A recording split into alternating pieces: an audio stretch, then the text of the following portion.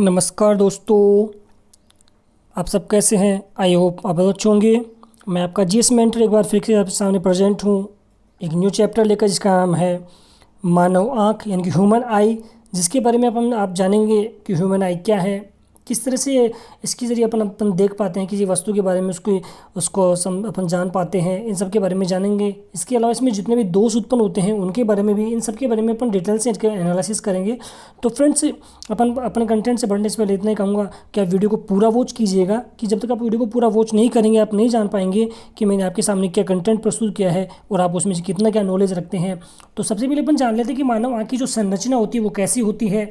तो मानव नेत्र के बारे में जाने तो सबसे पहले बात करते हैं कि मानव नेत्र क्या होता है। कैमरे की भांति होता है कि डिफरेंस, आपने कैमरा देखा होगा कि कैमरे के पीछे की साइड में एक छोटी सी एक लेंस लगा होता है और आगे की साइड में बहुत बड़ा लेंस होता है। जो अपन उसमें आगे उसे देखते हैं तो सामने जो एक प्रकाश उत्पन्न होता है, उस प्रकाश से हमें कोई भी वस्तु का प्रतिबिंब बन जाता है। तो इसी तरह क्या होता है कि जो मानव नेत्र होती है वो एक कैमरे की आँख की भांति होती है।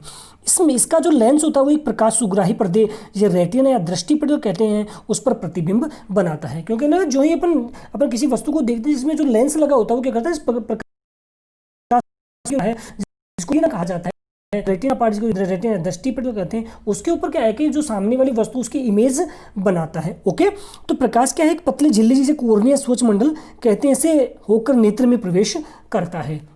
और जो लाइट होती है, प्रकाश होता है, वो क्या करता है, हमारे जो एक आँख के ऊपर देखा होगा कि पुतली के रूप में जिसको अपन स्वच्छ मंडल या उसको कोर्निया भी कहते हैं, उससे हमारे नेत्र में क्या करता है, प्रवेश करता है। ओके, फिर कोर्निया नेत्र गोलक के अग्र पृष्ठ पर एक पारदर्शी उभार बनाता है। तो नेत्र गोलक की आकृति गोलाकार व्यास 2.3 सेंटीमीटर होता है। यानी कि नेत्र गोलक यानी कि जो अंदर की पार्ट देखा होगा आपने, ब्लैक ब्लैक का जो ये पार्ट है, ये नेत्र गोलक, इसको जो व्यास होता है वो 2.3 सेंटीमीटर होता है।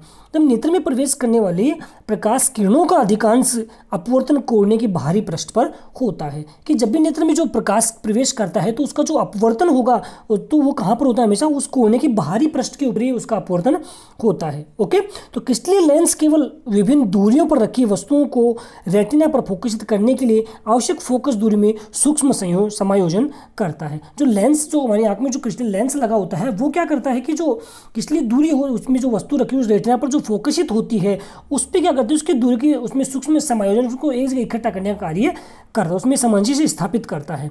इस स्थिति में जो कोर्निया के पीछे का गहरा पेशी डायफ्राम जो पुतली की साइज को नियंत्रित करता है, इसे परितारिका कहते हैं। यानी कि हमारे शरीर की जो पुतली होती है, आंख की जो पुतली होती है, उसके साइज को नियंत्रित करने का कार्य कौन करता है, परितारिका करती है। ओके, तो पुतली नेत्र में प्रवेश करने वाले प्रकाश को नियंत्रित करने का कार्य करती है। इस स्थिति में जो अभिनेत्र लेंस है रेटिना पर किसी वस्तु का उल्टा या वास्तविक प्रतिबिंब बनाता है। कौन, जो अभिनेत्र है वो क्या कर, रेटिना के ऊपर जो प्रतिबिंब बनेगा वो प्रतिबिंब हमेशा वस्तु का उल्टा या वास्तविक प्रतिबिंब, रियल इमेज बनती है।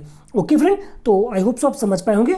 नेक्स्ट अपन बात करें तो रेटिना में क्या होता है, रेटिना में वृहत संख्या में प्रकाश सुग्राही कोशिकाएं प्रेजेंट होती हैं। ये क्या करती है, प्रयुक्त होने पर ये सक्रिय होकर विद्युत सिग्नल उत्पन्न करती हैं, जिन्हें हम द्रव तंत्रिकाओं द्वारा मस्तिष्क तक पहुंचा दिया जाता है। यानी कि रेटिना में बहुत ही ज़्यादा संख्या में क्या होती है, प्रकाश सुग्राही कोशिकाएं होती हैं जो प्रकाश को इकट्ठा करने का कार्य करती है, प्रकाश को अपने अंदर ग्रहण करने का कार्य करती हैं। ये क्या करती है, प्रदीप्त हो जाती हैं, यानी कि इसमें दीप्तिमान होती है, इनमें चमक उत्पन्न होती है, जिससे ये सक्रिय होकर और विद्युत सिग्नल उत्पन्न करती हैं, जिसके द्वारा जो द्रव तंत्रिकाएं होती हैं हमारे मस्तिष्क को इसका सिग्नल प्रवेश कर पहुँचाती है और वस्तु हमें क्या करती है, जैसी होती है उसको अपन वैसा के वैसा उसको देख पाते हैं। ओके फ्रेंड, आपके सामने देखो ये रेटिना, आपका आंख का एक प्रतिबिंब आप चित्र दिखा रखा है। इसमें क्या है कि जो लेंस है, ये लेंस क्या करेगा कि जो इसके ऊपर प्रकाश सुग्राही किरणें पड़ेंगी तो ये क्या करेगी, उसमें उसको सक्रिय कर देगा। ठीक है, जो रेटिना में होती है, रेटिना करता है उसको सक्रिय करता है और फिर बाद में ये विद्युत सिग्नल उत्पन्न करती है, जिससे जो द्रव तंत्रिकाएं होती है वो क्या करेंगे, जो मैसेज है उस मैसेज को हमारे मस्तिष्क तक पहुंचाती है और हमें सामने वाली जो वस्तु होती है वो हमें स्पष्ट दिखाई देती है। ओके, इसके जस्ट आगे होता है वो पुपिल होता है, जिसको नेत्रोद कहा जाता है। ओके, इसके जस्ट नीचे कोर्निया पार्ट होता है और ये जो कोर्निया पार्ट होता है, ये मैंने भी आपको बताया कि कोर्निया किस काम में आता है। जो कोर्निया होता है वो मैं क्या करेगा, इसके एक निश्चित जो नेत्र गोलक होता है उसमें एक पारदर्शी उभार के रूप में प्रेजेंट होता है। ओके, इसके अलावा और जो ब्लड वेसल्स हैं, ब्लड वेसल्स ये क्या करती हैं, हमारे शरीर की आंख में नियंत्रण इसको बनाए रखती हैं। हमारे आंखों से आंसू आते हैं वो इस लेंस के माध्यम से प्रेजेंट होते हैं। इसके अंदर जो द्रव्य भरा होता है उसको काचाभ द्रव्य कहा जाता है। ओके फ्रेंड, तो आई होप सो फ्रेंड आप अच्छी समझ पाए होंगे। बढ़ते हैं नेक्स्ट, अब अपन जान लेते हैं एक जो समझन क्षमता होती है उसके बारे में, समझन क्षमता क्या होती है। तो अभिनेत्र लेंस की वह क्षमता जिसके कारण वह अपनी फोकस दूरी को क्या कर लेता है, समायोजित कर लेता है, अपनी फोकस दूरी को सामंजस्य स्थापित कर लेता है, उसे क्या कहा जाता है, संयोजन क्षमता कहते हैं। तो जो पक्षमाभी पेशियां होती है उसके शिथिल होने के कारण लेंस क्या होता है, पतला हो जाता है। किसके कारण, पक्षमाभी पेशियां के शिथिल हो जाने के कारण लेंस क्या होता है, पतला हो जाता है, जिससे फोकस दूरी क्या हो जाएगी, इंक्रीज हो जाती है, बढ़ जाती है, और इससे हम दूर की वस्तु को स्पष्ट देख सकते हैं। लेकिन कई बार आपने देखा होगा कि अंधेरे के अपन देखते हैं तो अंधेरे में क्या होता है, हमारे जो आँख की पुतली की साइज क्या होती है, बिल्कुल वो जो बहुत ज़्यादा यानी कि बहुत बढ़ जाती है। जैसे अपन किसी वस्तु को अंधेरे में देखने की कोशिश करते हैं तो हमारी आंखों की साइज क्या होती है, उसकी जो लेंस की आकृति वो क्या आएगी, मोटी होगी, और हमें वो वस्तु क्या करती है, उसको देखने में भी दिक्कत का अनुभव करना होता है। ओके, लेकिन जब पक्षमाभी पेशियां शिथिल हो जाती है तो उस समय लेंस क्या होगा, पतला होगा। पतला होगा तो फोकस दूरी क्या होगी, बढ़ेगी, और बढ़ेगी तो कोई भी वस्तु है वो हमें उसको हम स्पष्ट रूप से देख सकते हैं। ओके, तो पक्षमाभी पेशियों के सिकुड़ने पर लेंस की वक्रता बढ़ जाती है, वह लेंस मोटा हो जाता है, इससे फोकस दूरी घट जाती है और हम निकट की वस्तुओं को देख पाते हैं। ओके, तो किसे कहेंगे समझन क्षमता, कि अभिनेत्र लेंस की वह क्षमता जिसके कारण वह अपनी फोकस दूरी को क्या कर लेता है, समायोजित कर लेता है, समझन क्षमता कहलाती है। तो किसी वस्तु को स्पष्ट रूप से देखने के लिए लेंस की कम से कम जो दूरी है वो कितनी होनी चाहिए, 25 सेंटीमीटर होनी चाहिए। ये एग्जाम में क्वेश्चन पूछा जाता है कि नेत्र की किसी वस्तु को स्पष्ट रूप से देखने के कम से कम दूरी कितनी होती है, तो कितनी होती है, 25 सेंटीमीटर होती है। ओके फ्रेंड, तो नेक्स्ट अपन बात करते हैं अब इनके कुछ दोष, जैसे मोतियाबिंद होता है कि मोतियाबिंद क्या होती है, किसे कहते हैं, मोतियाबिंद क्यों होता है। तो नेत्र का क्रिस्टलीय लेंस दूध या धुंधला हो जाता है, इस स्थिति को क्या कहा जाता है, मोतियाबिंद कहा जाता है। और इस स्थिति में क्या होता है कि जो दो नेत्र होने से हमारा दृष्टि क्षेत्र क्या होता है, विस्तृत हो जाता है। ओके, तो मानव नेत्र के एक नेत्र का अगर दृष्टि क्षेत्र की बात करें तो लगभग 150 डिग्री सेंटीग्रेड 150 डिग्री होता है, जबकि दोनों का होता है वो 180 डिग्री के लगभग होता है।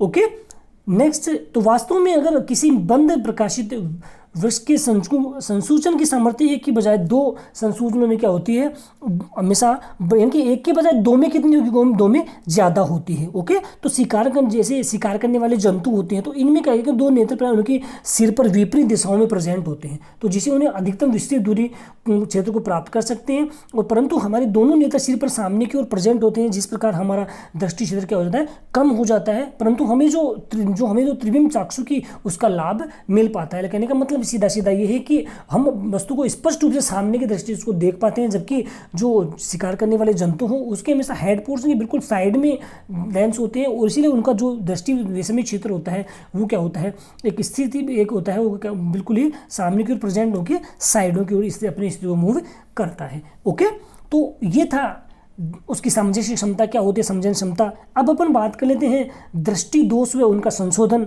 सबसे पहले अपन बात करें तो निकट दृष्टि दोष को मायोपिया के नाम से जाना जाता है। तो निकट दृष्टि दोष इसमें जस्ट अपोजिट होता है। निकट दृष्टि दोष यानी कि ऐसा दोष जिसमें दूर की वस्तु स्पष्ट दिखाई नहीं देती है, और इस दोष में वस्तु का प्रतिबिंब दृष्टि पटल के सामने बनता है। तो किसे कहेंगे निकट दृष्टि दोष, यानी कि ऐसा दोष जिसमें जो दूर की वस्तुएं होती हैं वो हमें स्पष्ट रूप से दिखाई नहीं देती हैं, तो उसे जो प्रतिबिंब बनता है वो हमेशा दृष्टि पटल के सामने की ओर बनता है। ऐसा दोष क्या कहलाता है, निकट दृष्टि दोष कहलाता है। ओके, इसके कारणों की अपन बात करें तो अभिनेत्र जो लेंस होता है उसकी वक्रता का अधिक होना या नेत्र गोलक का लंबा हो जाना, ये सारे इसके कारण होते हैं, जिसकी वजह से क्या होता है, निकट दृष्टि दोष उत्पन्न होता है। इसे निवारण की बात करें तो इसके लिए हमेशा अवतल लेंस युक्त चश्मों का इस्तेमाल किया जाता है। अवतल लेंस से उपयोग के द्वारा इसको दूर किया जा सकता है। ओके फ्रेंड, नेक्स्ट अपन बात करें तो नेक्स्ट है दूरदृष्टि दोष।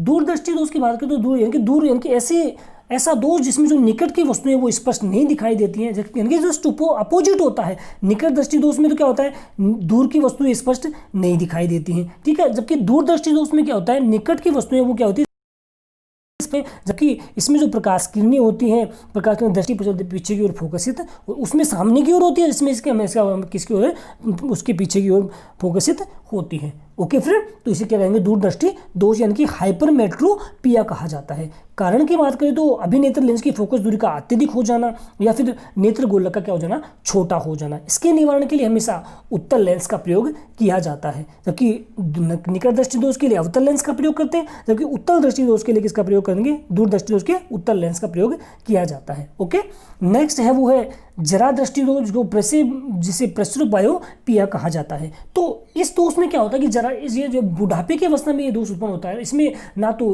निकट की वस्तु स्पष्ट दिखाई देती है और ना ही दूर की वस्तु स्पष्ट दिखाई देती है। तो ऐसा दोष कौन सा कहलाता है? जरा दृष्टि दोष कहलाता है। ओके फ्रेंड, यही इसमें क्या होता है कि मैं जो पक्षमावी पेशियां होती है वो धीरे धीरे क्या होती है, दुर्बल होने लगती हैं और क्रिस्टलीय लेंस का लचीलापन आने के कारण यह दोष उत्पन्न होता है। यानी कि क्या होता है कि जो पक्षमावी पेशियां होती है वो धीरे धीरे क्या होती है, दुर्बल होना स्टार्ट हो जाती है और जो जो लेंस होता है उस लेंस में क्या होता है, लचीलापन आने लगता है। ओके फ्रेंड, इसके निवारण के लिए हमेशा द्विफोकसीय लेंस यानी कि बेलनाकार लेंस का प्रयोग किया जाता है। तो आई होप सो फ्रेंड आप अच्छे समझ पाए होंगे। बढ़ते हैं नेक्स्ट। तो thank you friends, thanks for listening and watching this video. तो फ्रेंड्स कैसा लगा आपको आज का कंटेंट? क्या वाकई में आपको लगता है कि आज का कंटेंट आपके लिए बहुत ही ज़्यादा हेल्पफुल साबित हो सकता है? आप किसी भी फैमिली मेम्बर, किसी भी फ्रेंड्स की जो कंपटीशन एग्जाम की प्रिपरेशन कर रहे हैं उनके लिए बहुत ही ज़्यादा हेल्पफुल साबित हो सकता है। तो आप अपने जितने भी ज़्यादा सोशल मीडिया ग्रुप है उसमें ज़्यादा ज़्यादा इसको शेयर कीजिए। अब इससे इतना सा होगा, कहीं ना कहीं उनको अच्छा लगेगा, वो आपको थैंक्स कहेंगे और मेरा भी एक जो छोटा सा मैसेज है वो आप लोगों तक पहुँच पाएगा। तो दोस्तों अगर आपकी किसी भी प्रकार की कोई भी क्वेरी रहती है तो मुझे कमेंट बॉक्स में मैसेज करके बता सकते हैं या डिस्क्रिप्शन बॉक्स में व्हाट्सअप नंबर देके वहाँ भी मुझे आप मैसेज कर सकते हैं। तो आज के लिए इतना ही, मिलते हैं नेक्स्ट वीडियो में एक अच्छे धुआंधार एक अच्छे कंटेंट के साथ में। इसी तरह अपना प्यार मेरे साथ बनाए रखिए, वीडियो को ज़्यादा वॉच कीजिए, अगर कंटेंट अच्छा तो लाइक कीजिए। साथ में अगर न्यू फ्रेंड्स वीडियो को देख रहे हो चैनल को विद बेल आइकन बटन अवश्य सब्सक्राइब कीजिए, इससे आने वाले जितने भी वीडियोज उनके नोटिफिकेशन आपको मिल सके और आप अपने जीवन को बहुत ही ज़्यादा इंक्रीज कर सके। तो आज के लिए इतना फ्रेंड्स, धन्यवाद फ्रेंड, जय हिंद, जय भारत।